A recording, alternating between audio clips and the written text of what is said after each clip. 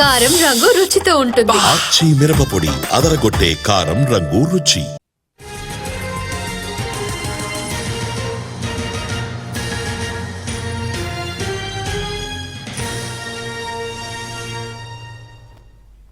Visakha cricket stadium పేరు చుట్టూ రాజకీయ వివాదం రాజుకుంది.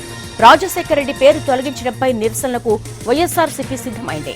పేరెందుకు మార్చారు, 24 గంటల్లోగా ప్రజలకు ఏసీఏ సమాధానం చెప్పాలని డిమాండ్ చేస్తోంది. వైఎస్ఆర్ బ్రాండ్ చూస్తేనే కూటమి భయపడుతోందని, ప్రజల దృష్టి మళ్లించేందుకు చీప్ ట్రిక్స్ ప్లే చేస్తోందంటోంది వైసీపీ.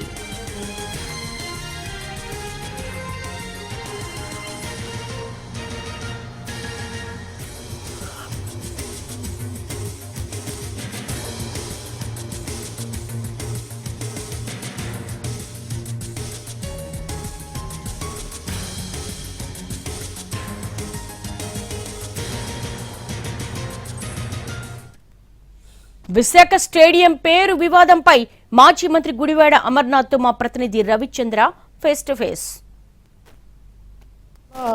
ఇంటర్నేషనల్ క్రికెట్ స్టేడియం పేరును మార్చడం ఇప్పుడు వివాదాస్పదంగా మారింది. డాక్టర్ వైఎస్ఆర్ ఏసీఏ వీడీసీఏ స్టేడియంగా ఉన్న పేరును మారుస్తూ ఆంధ్ర క్రికెట్ అసోసియేషన్ తీసుకున్న నిర్ణయాన్ని వైఎస్ఆర్ కాంగ్రెస్ పార్టీ తీవ్రంగా పరిగణిస్తోంది. ప్రస్తుతం మన దగ్గర మాజీ మంత్రి గుడివాడ అమర్నాథ్ ఉన్నారు. ఇవాళ ఏసీఏ వీడీసీఏ తీసుకున్న నిర్ణయం ఎలా చూడాల్సి ఉంటుంది, దాని పేరు మార్పు ఏ విధంగా చూస్తారు మీరు? గడిచినటువంటి 24 గంటలుగా దీని మీద పెద్ద ఎత్తున చర్చ జరుగుతోంది. విశాఖపట్నంలో ఉన్నటువంటి ఇంటర్నేషనల్ స్టేడియం ఆంధ్రప్రదేశ్లోనే one and only international stadium. దానికి ఆ రోజు 2009లో ఆ రోజు ఏసీఏ వారు నిర్ణయం తీసుకొని తీర్మానం చేసి రాజశేఖర రెడ్డి గారి పేరు పెట్టాలని చెప్పి డెసిషన్ తీసుకున్నారు. ఆ రోజు ఏదో గవర్నమెంట్ ఏదో జీవో ఇచ్చి వాళ్ళ మీద రుద్దింది కాదు, ఏదో గవర్నమెంట్ నిర్ణయం తీసుకున్నటువంటి కార్యక్రమం కాదు. ఈ రోజు వారి పేరు తొలగించడం అనేటువంటిది ఇప్పుడు ఉన్నటువంటి ప్రభుత్వం వారి మీద ఒత్తిడి తీసుకొచ్చిందా, లేదా ప్రభుత్వం దగ్గర మంచి మార్కులు కొట్టేయాలని చెప్పి ఏసీఏ ఏమైనా ఇటువంటి నిర్ణయం తీసుకుందా? వైఎస్ఆర్ కాంగ్రెస్ పార్టీ కాదు, రాజశేఖర రెడ్డి గారు అభిమానించేటువంటి ప్రతి ఒక్కరూ దాన్ని తీవ్రంగా పరిగణిస్తారు.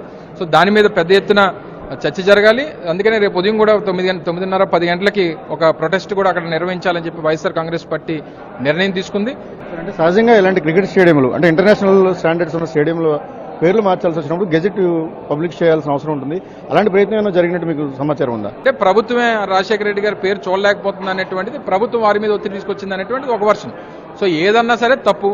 సో ఈ రకమైనటువంటి పరిస్థితుల్లో ఈ నిర్ణయాలు తీసుకోవడం, రాజశేఖర రెడ్డి గారి పేరుని అక్కడ దాని మీద తీసేయొచ్చు, లేకపోతే ఋషికొండ దగ్గర లేకపోతే సీతకొండ దగ్గర పెట్టినటువంటి వ్యూ పాయింట్ పేరు తొలగించవచ్చు, లేకపోతే రైతు భరోసా కేంద్రాలకు పెట్టింది తొలగించవచ్చు, ఆరోగ్యశ్రీ గారు పెట్టింది తొలగించవచ్చు.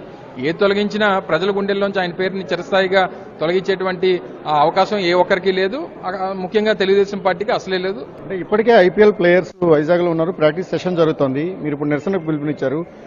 మేము నిరసనలకు అనుమతించే అవకాశం లేకపోవచ్చు, దాన్ని ఎట్లా ఎదుర్కొంటారు? మేము శాంతియుతంగానే నిరసన చేస్తా ఉంటున్నాం, దాని మీద సమాధానం చెప్పని చెప్తా ఉన్నాం.